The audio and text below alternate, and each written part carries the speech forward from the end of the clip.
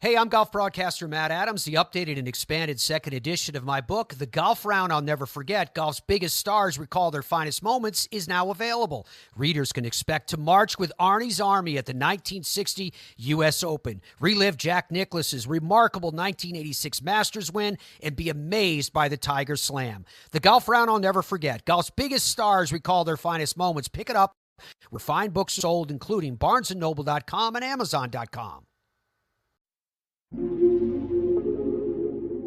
Thrive Suite Productions.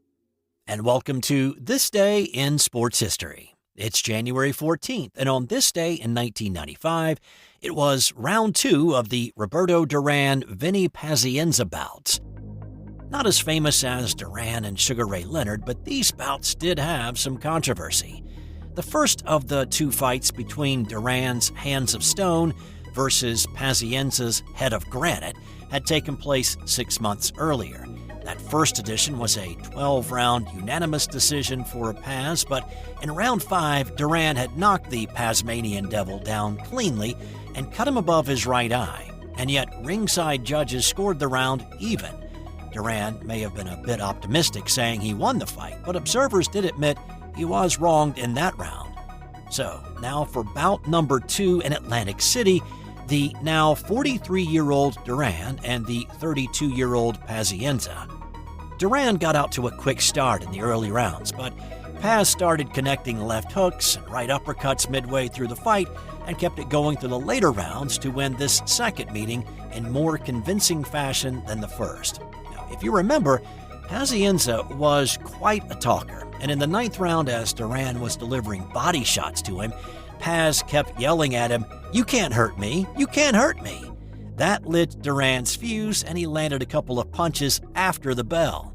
Paz did not like that one bit and had to be thrown back into his corner by the referee.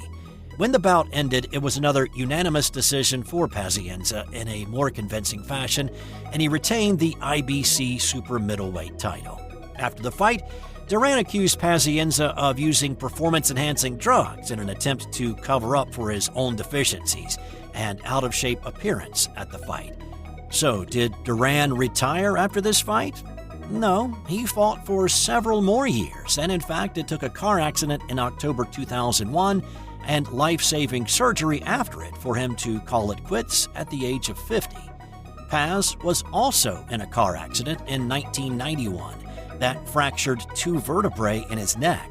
Doctors thought that he might not ever walk again and surely would not box again, but he proved them wrong by returning to the ring in 1993, and he boxed for another 11 years before retiring in 2004.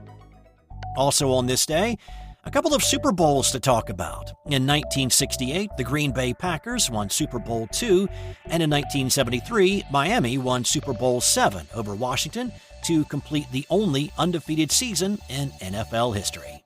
In 1932, jockey Eddie Arcaro won his first horse race at Agua Caliente in Tijuana at the age of 16. He went on to win 4,778 more. And in 1954, Joe DiMaggio and Marilyn Monroe got married. Monroe would file for divorce 274 days later. That's all for today. I'll be back tomorrow with another edition of This Day in Sports History.